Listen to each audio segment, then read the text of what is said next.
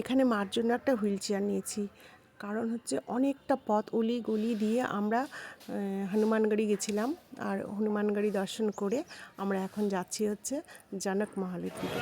তো এত ভালো লাগছে, রাস্তায় দেখো প্রচুর কিন্তু দোকানপাট। আর আমাদের ভাড়া নিয়েছে কত বলো তো, এই হুইল চেয়ারটা 200 টাকা।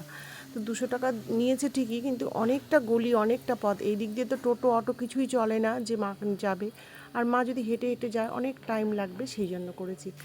এখানে দেওয়াই আছে জনকমহল, কনক ভবন কোন দিকে। আর এই যে দেখছো যে এই জনকমহলটা, জনকমহলের কিন্তু এই সোজা রাস্তাতেই হচ্ছে তোমার হচ্ছে হনুমানগড়ি। এই যে সোজা রাস্তাটা দেখছো, এটা দিয়ে গিয়েই কিন্তু হনুমানগড়ি। আর এই পাশে হচ্ছে জনকমহল, একদম পাশাপাশি, একটুখানি হেঁটে গেলেই হয়ে যায়।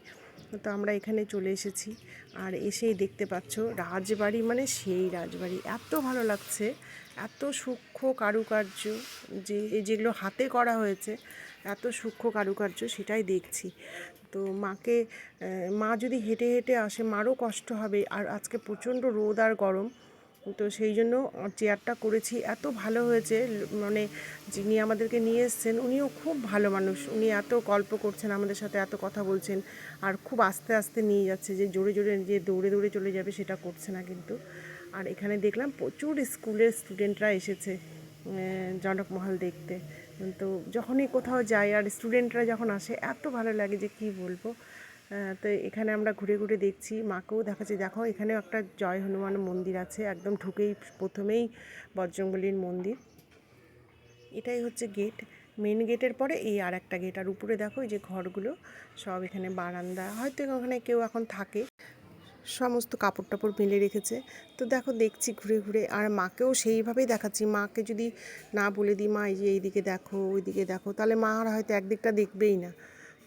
তো সেভাবেই দেখাচ্ছি, মাকে দাঁড় করিয়ে রেখেছি যে মা তুমি ভালো করে দেখো। আর মা আজকে এই শাড়িটা পরে এসেছে দেখো, আমারও কিন্তু খুব মন খারাপ, কিন্তু কি করব, আমি একটু ছুঁয়ে ছুঁয়ে স্পর্শ করে করে দেখছিলাম যে এখানে সেই রামলালা বড় হয়েছে, এগুলো ভাবছি, অনেক কিছু ভাবছি।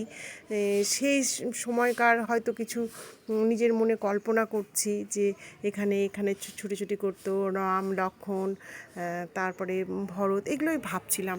এত সুন্দর রাজবাড়ি। মাঝে মাঝে এই যে, এর আগে আমি কিন্তু অযোধ্যা এসেছি, তখন যেহেতু মহাকুম্ভ ছিল, তখন প্রচণ্ড ভিড় ছিল, কোনো দিকেই আর মানে ঢুকতে পারিনি তখন।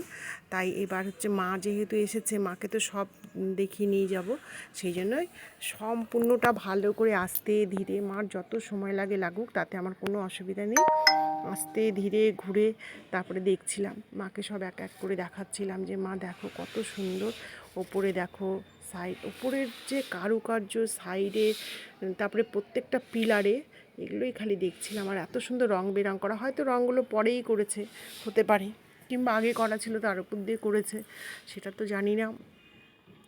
আর এখানে এখন মন্দির আছে, রাম লক্ষ্মণ সীতা রাধা গোবিন্দ সব মন্দির এখানে, এখানে মানে মন্দিরের মতো করে দিয়েছে এখন।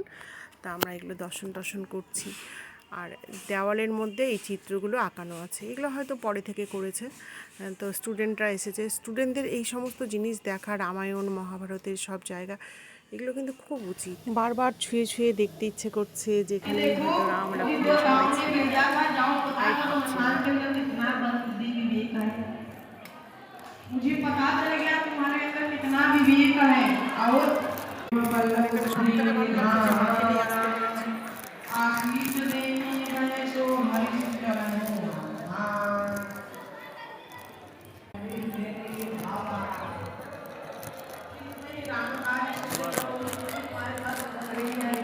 আর এই পা দিয়ে হাঁটতে পারছি না, তাই তো সবথেকে